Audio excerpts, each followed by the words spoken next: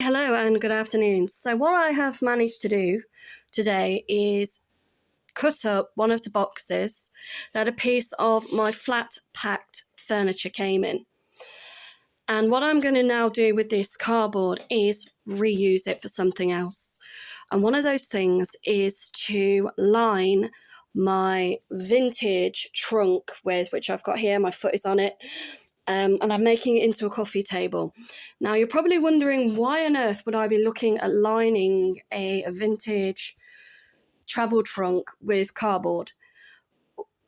Well, I'm going to be honest with you about this. A lot of the times when you actually buy furniture or you buy anything, especially even today, whether you brought it 100 years ago or 10 minutes ago, the majority of the time, what that product is going to be made with is the cheapest and most cost-effective material that the manufacturers can find. And I'm going to tell you now, the majority of the time, it's cardboard. It's cardboard, it's MDF, it's plywood, it's pine wood, it's whatever they can get that's going to be the cheapest and most cost-effective way of them shipping something to a customer and making as many of them as they can as cheaply and as efficiently as possible. Now, this chest itself, the wood is actually pine. I'm going to say it's pine. It might not be, but I'm going to say it's pine because it looks like pine. It feels like pine. The way that it's absorbed the dye that I use to change the colour of the wood, the fact that it's got a lot of knots in it, the wood itself. If you were going to make something that was bespoke or tailor-made for an elite customer, you would not have used the type of wood and materials that are made and manufactured this travel chest. Now, obviously, there are different types of woods you can get, and a lot of old furniture would have been quite darkly stained, or it would have used like dark wood. And again, I think one of the reasons for that is because you've got to realise when we had things like the Industrial Revolution, and also people used to smoke a lot, like cigars, people would have cigar rooms. Everything would end up eventually being stained by pollution, being stained by nicotine, being stained by smog, by coal, soot. So by having a dark wooden furniture in your house, this is my theory anyway, I don't know whether it's true, so don't take it as being gospel, it would hide those stains, it would hide the nicotine that is absorbed within the smoking room. And I know this because I deep cleaned somebody's house, sadly, when they passed away, and the amount of nicotine that was literally just coming out of the walls, coming out of the furniture, coming out of the upholstery, coming out of the carpet was shocking. To think that that had actually been not only ingested by the person that lived there for over 50 years of their life, but it was in the furniture, it was in their clothes, it was in their bedding, it was in their floor.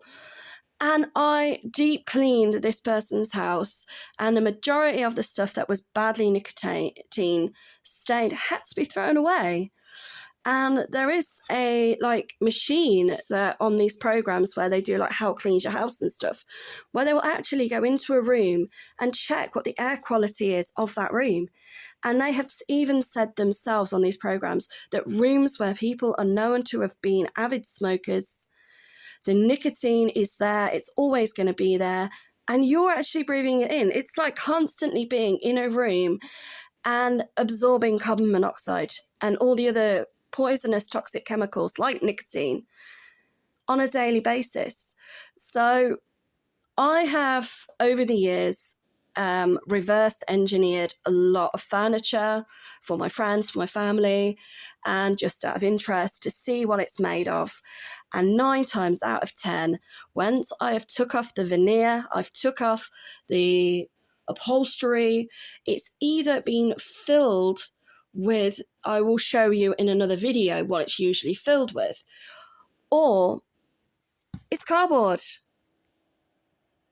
or hardboard, or chipboard, or pine. There's even something which I got really upset with because it did sustain water damage, but I did keep all of the pieces of wood, and it's parqueting. You get something called parquet flooring. You can get things that have been parqueted. Hopefully I'm using the right word. And that is small slivers of different wood that are intricately, I can never say that word, that are laid to make a pattern. And they are so detailed and they are absolutely beautiful. But the main structure or box that the veneer or the little slivers of different wood are on is going to be a cheap wood, because you're not going to see it. You're going to see this beautiful finished veneered wooden box. You're not going to see what's under the veneer unless the veneer starts to lift, which it did do on a mahogany chest of drawers that I purchased. And again, I didn't want to buy it once I found out it was veneered. And they said, well, you know, it is mahogany. Yes, but it's veneered. It's not 100% mahogany, which is what I thought it was. And the veneer of the mahogany, again, has sustained water damage and has started to lift off. They were absolutely horrified that I requested that the person delivering it to my house cut off the feet of this veneered mahogany chest of drawers, which had dovetailed fixtures and fittings, so no nails for any of the God, I can't think of the word, for any of the cupboards, any of the drawers, within the chest of drawers. They were mortified. They actually rang me up and they said, are you really seriously going to tell this person to cut the feet off this mahogany chest of drawers? And I was like, you tell me it's 100% mahogany and I'll say no. And they went, no, it's not. And I went, well, then cut them off. Cut them off. Get it in the van and get in the car, whatever, and I'll deal with it. And I've still not dealt with it. And I have kept the feet. And I don't know what I'm going to do with them yet. I haven't decided, but I have kept the feet. So they're not gone to waste. Again, another thing that a lot of people in the olden days used to do was things like decoupage, so you can actually buy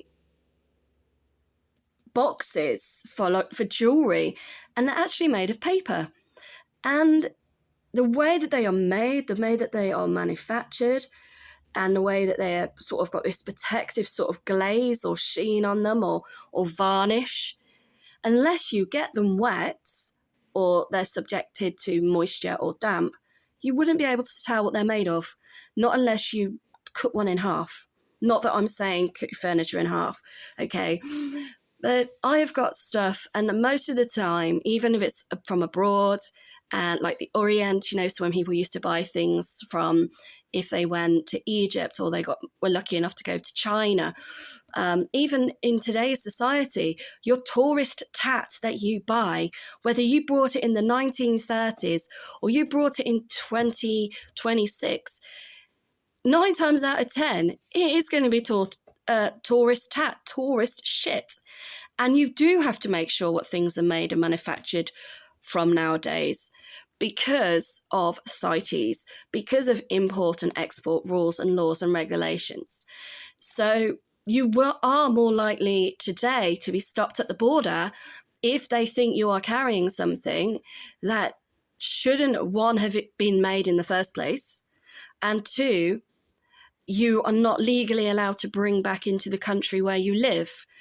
Whereas in the 1930s, you know, in the 1940s, 50s, 60s, whatever, even during like the Windrush, when people would have come over from Jamaica to work in the UK, and they would have brought heirlooms, they would have brought parts of their life with them. Even those sorts of things, due to new rules and laws and legislation, may not now legally be even allowed to be imported into the UK. I know places like Australia, they are really, really strict on import and export. So it's really important, that if you are going to upcycle anything, make anything, manufacture anything, that you have traceability of what you've used and how you have made, managed, and produced that item. And it should clearly and precisely tell you this in the description of the product that you are buying. But I am telling you now, that is not always the case. All right. If they don't have to tell you, they won't. All right. But I'm telling you, 9 times out of 10, if something is made in another country, such as China, which a lot of stuff is, this cardboard itself was from China, it is going to comply with their rules and regulations, and not always the laws and rules and regulations of the country they're shipping the stuff to. So thank you if you have painstakingly been listening to my video and just looking at cardboard for the last 11 minutes. So I will end it there and I will carry on. Bye for now.